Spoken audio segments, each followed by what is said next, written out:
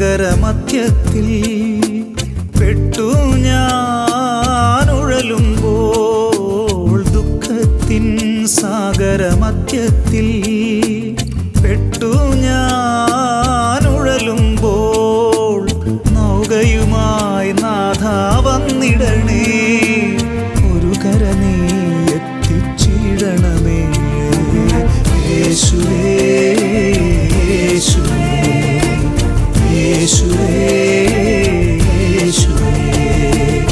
പരിശുദ്ധ പരമദിവ്യ കാരുണ്യനാഥനായ ഈശോയ്ക്ക് ആരാധനയും സ്തുതിയും പൂഴ്ചയും ഉണ്ടായിരിക്കട്ടെ.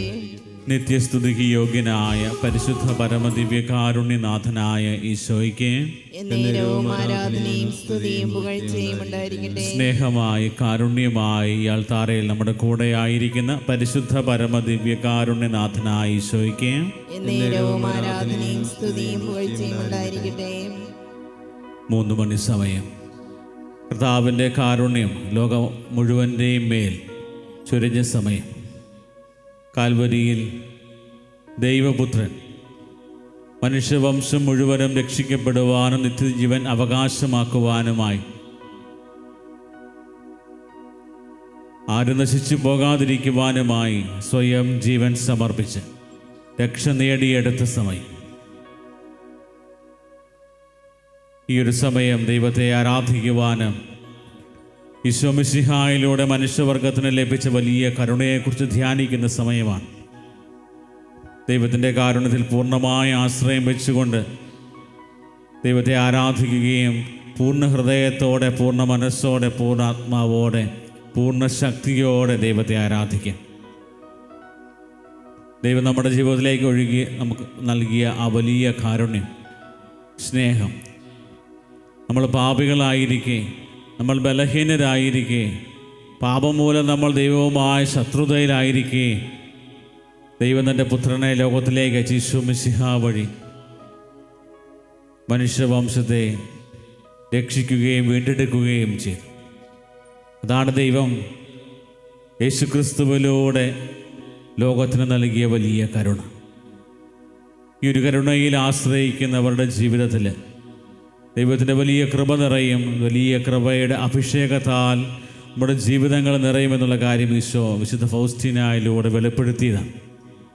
ആ ഒരു വലിയ ബോധ്യത്തോടെ ദൈവത്തിൻ്റെ കാരുണ്യത്തിൽ പൂർണ്ണമായി ആശ്രയം വെച്ചുകൊണ്ട് നമുക്ക് പ്രാർത്ഥിക്കാം. ഈശോയുടെ തിരുഹൃദയത്തിൽ നിന്ന് ഞങ്ങൾക്ക് കാരുണ്യ സ്രോതസ്സായി ഒഴുകിയിറങ്ങിയ തിരുരക്തമേ, തിരുജലമേ, ഈശോയുടെ തിരുഹൃദയത്തിൽ നിന്ന് ഞങ്ങൾക്ക് കാരുണ്യ സ്രോതസ്സായി ഒഴുകിയിറങ്ങിയ തിരുരക്തമേ, തിരുജലമേ, ഈശോയുടെ തിരുഹൃദയത്തിൽ നിന്ന് ഞങ്ങൾക്ക് കാരുണ്യ സ്രോതസ്സായി ഒഴുകിയിറങ്ങിയ തിരുരക്തമേ, തിരുജലമേ. ഈശോയിൽ സ്നേഹമുള്ളവരെ, ദൈവസന്നിധിയിൽ നമ്മളായിരിക്കുന്ന സമയം വലിയ ബോധ്യങ്ങൾ, ദൈവം തരുന്ന വലിയ ബോധ്യങ്ങളും ആ ഒരു വലിയ സന്ദേശവുമൊക്കെ നമ്മുടെ ഹൃദയത്തിലേക്ക് ഏറ്റെടുക്കാം. ദൈവം കരുണയാൽ സമ്പന്നമാണ്. ദൈവത്തിൻ്റെ വലിയ കാരുണ്യം ലോകത്തെ പൂർണ്ണമായും ആ കരുണയുടെ കീഴിലാക്കുന്നു.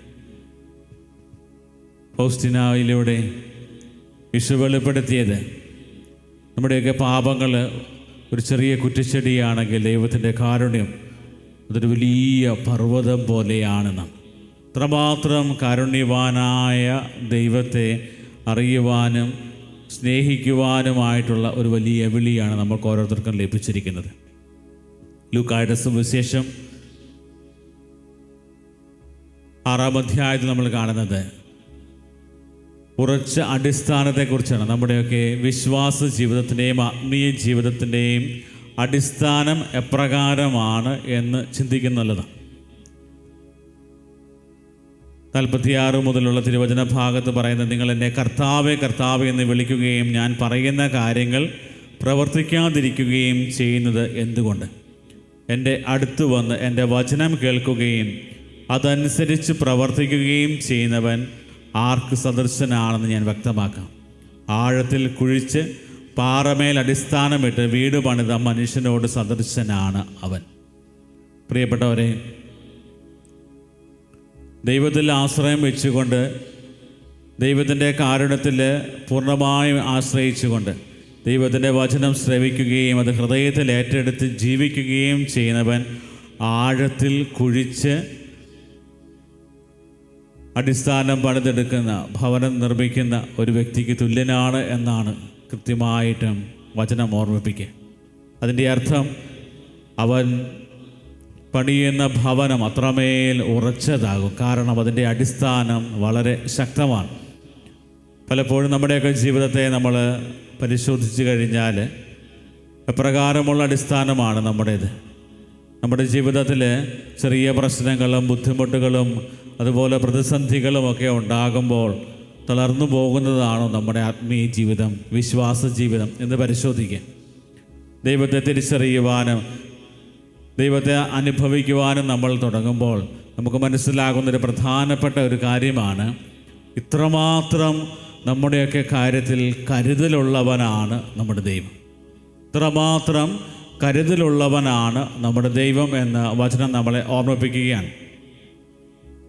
അതുകൊണ്ടാണ് കൃത്യമായിട്ട് പറയുന്നത്, നിൻ്റെ ഭാരം കർത്താവിനെ ഏൽപ്പിക്കുക, അവിടുന്ന് നിന്നെ താങ്ങിക്കൊള്ളും. നീതിമാൻ കുലുങ്ങാൻ അവിടുന്ന് സമ്മതിക്കുകയില്ല. 55-ാം സങ്കീർത്തനം 22-ാമത്തെ വചനം പറയുന്നു, നിൻ്റെ ഭാരം കർത്താവിനെ ഏൽപ്പിക്കുക, അവിടുന്ന് നിന്നെ താങ്ങിക്കൊള്ളും. ഇത്രമാത്രം കരുതലോടെ നമ്മളെ ഓരോരുത്തരെയും പരിപാലിക്കുന്ന ദൈവമാണ്.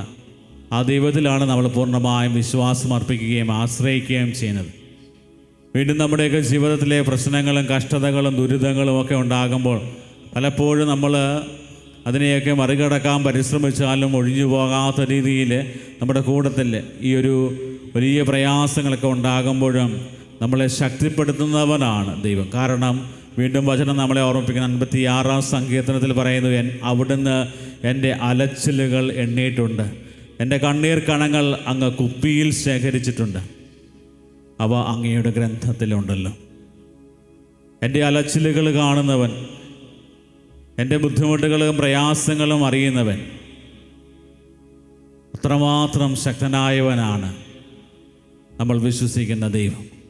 പ്രിയപ്പെട്ടവരെ, നമ്മുടെയൊക്കെ ജീവിതത്തിൽ ഇത്രമാത്രം കരുതലോടെ നമ്മളെ സ്നേഹിക്കാനായിട്ട് ദൈവം തീരുമാനമെടുക്കുന്നത് ദൈവത്തിന് നമ്മളോട് ഇത്രമാത്രം സ്നേഹമുള്ളത് കൊണ്ടാണ്. ദൈവത്തിന് നമ്മളോട് ഇത്രമാത്രം കരുണയുള്ളത് കൊണ്ടാണ്. പ്രിയപ്പെട്ടവരെ, ഈ ഒരു വലിയ ബോധ്യം നമ്മുടെ ജീവിതത്തിൽ ഉണ്ടാകുമ്പോൾ നമുക്കുണ്ടാകുന്ന ഏറ്റവും ആദ്യത്തെ ഒരു വികാരമെന്ന് പറയുന്നത്, കർത്താവേ, നീ ഞങ്ങളുടെ ജീവിതത്തിലേക്ക് നൽകിയ എല്ലാ അനുഗ്രഹങ്ങൾക്കും പ്രത്യേകിച്ച് ഞങ്ങളോട് കരുണ കാണിച്ചതിനെ ഓർത്ത് ഞങ്ങൾ അങ്ങേക്ക് നന്ദി പറയുന്നു. നന്ദിയോടെ അല്ലാതെ ദൈവത്തിൻ്റെ മുമ്പിൽ നിൽക്കുവാൻ നമുക്ക് സാധിക്കത്തില്ല. കാരണം ഇത്രമാത്രം ശക്തമായ അനുഗ്രഹമാണ് നമ്മുടെ ജീവിതത്തിലേക്ക് ദൈവം നൽകിയിരിക്കുന്നത്. വീണ്ടും 103-ാമത്തെ സങ്കീർത്തനം നമ്മളെ ഓർമ്മിപ്പിക്കുന്ന കാര്യമാണ്, അവിടുന്ന് നമ്മുടെ ജീവിതത്തിൽ നൽകിയ അനുഗ്രഹങ്ങൾ നീ വിസ്മരിക്കരുത്. നിൻ്റെ ജീവിതത്തിൽ ദൈവം നൽകിയ അനുഗ്രഹങ്ങൾ നീ വിസ്മരിക്കാതിരിക്കുക. ദൈവം നിന്നോട് കരുണ കാണിച്ചത് നീ ഉറക്കെ പ്രഘോഷിക്കുവാനും, അതുപോലെ തന്നെ ദൈവം കരുണ കാണിച്ചത് അത് നീ വിസ്മരിച്ചു പോകാതിരിക്കുവാനും കർത്താവ് നമ്മളെ ഓർമ്മിപ്പിക്കുകയാണ്. ഇസ്രായേൽ ജനത്തിൻ്റെ ജീവിതത്തിൽ അവരെ അത്ഭുതകരമായി ഈജിപ്തിലെ അടിമത്തത്തിൽ നിന്ന് മരുഭൂമിയിലൂടെ ദൈവം നടത്തി. അപ്പം അവിടെയൊക്കെ ഇസ്രായേൽ ജനത ഒരുപോലെ കണ്ണുകൾ കൊണ്ട് കണ്ടും കാതുകൾ കൊണ്ട് കേട്ടും ഹൃദയം കൊണ്ട് അനുഭവിച്ചതുമായ കാര്യം, ശക്തനായ ദൈവം കരുതലോടെ അവരെ നയിച്ചു എന്നുള്ളതാണ്.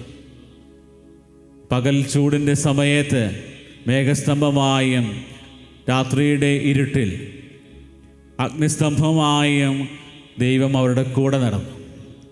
ഇത്രമാത്രം കരുതലുള്ള ദൈവത്തെ തിരിച്ചറിഞ്ഞവരാണവർ. പക്ഷേ അവരുടെ ജീവിതത്തിലെ ഏറ്റവും വലിയ ഒരു പരാജയം എന്ന് പറയുന്നത്, ഇത്രമാത്രം കരുതലുള്ള കരുണയുള്ള സ്നേഹമുള്ള ദൈവത്തെ അനുഭവിച്ചറിഞ്ഞിട്ടും ആ ഒരു ദൈവം കാണിച്ച കാരുണ്യം വിസ്മരിച്ചു പോയവരാണ്. പ്രിയപ്പെട്ടവരെ, അപ്രകാരം ഒരു ജീവിതത്തിലേക്കല്ല, മറിച്ച് ദൈവം നൽകിയ അനുഗ്രഹങ്ങൾ ഓർത്തോർത്ത് എണ്ണിയെടുക്കുവാനും എണ്ണിയാൽ തീരാതെ വന്ന ദൈവം നൽകിയ അനുഗ്രഹങ്ങൾക്ക് നന്ദി പറഞ്ഞുകൊണ്ട് നമ്മുടെ ജീവിതത്തെ ദൈവത്തിൻ്റെ കരുണയുടെ സാക്ഷ്യങ്ങളാക്കി മാറ്റുവാനായിട്ടുള്ള പരിശ്രമം നമുക്ക് ഓരോരുത്തർക്കും നടത്താം. നമ്മൾ നിലവിളിച്ച് പ്രാർത്ഥിക്കുമ്പോൾ, കർത്താവിനോട് നിലവിളിച്ചപേക്ഷിക്കുമ്പോൾ, നമ്മളെ ഉപേക്ഷിക്കാതെ നമ്മുടെ ജീവിതത്തിൽ തക്ക സമയത്ത് ഇടപെട്ട് നമ്മളെ അനുഗ്രഹിക്കുന്ന ദൈവം, സർവശക്തനായ ദൈവം, സർവാധിപനായ ദൈവം ഇതാ ഈ അൾത്താരയെ നമ്മളെ അനുഗ്രഹിക്കുവാനും നമ്മുടെ ജീവിതത്തിൽ ഇടപെടുവാനും ഇതാ നമ്മുടെ മുമ്പിലായിരിക്കുന്നു.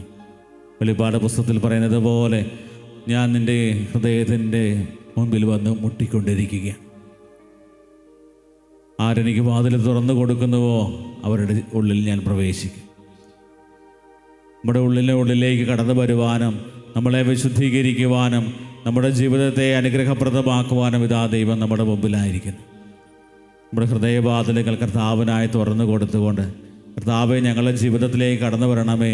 ഞങ്ങൾ കടന്നു പോകുന്ന ജീവിത സാഹചര്യങ്ങളിൽ ഞങ്ങൾ പലപ്പോഴും ബലഹീനരായി അശക്തരായി മാറുന്ന സമയത്ത് ശക്തി നൽകണമേ എന്ന് പ്രാർത്ഥിക്കും.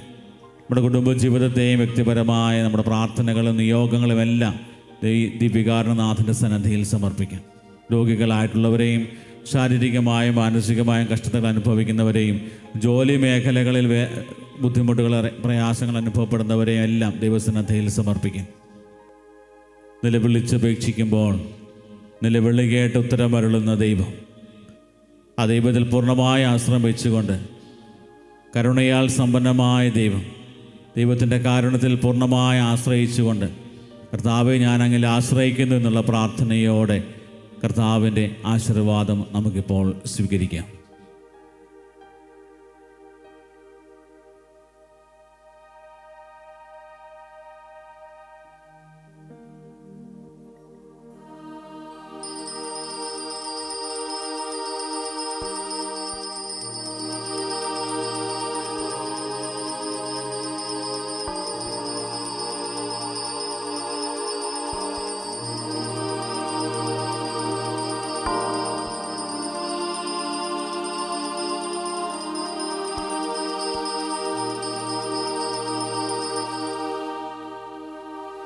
പരിശുദ്ധ പരമമാ ദിവ്യകാരുണ്യമേ,